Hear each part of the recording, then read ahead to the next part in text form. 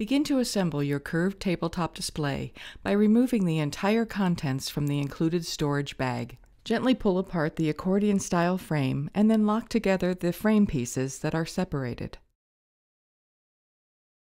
Connect the vertical support bars in place with the outside of the connected frame.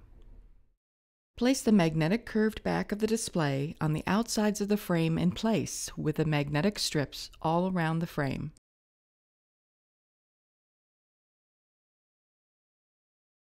Now carefully line up your poster with the curved backing in place and press it into place all along the curved frame, and your curved tabletop is ready to be displayed.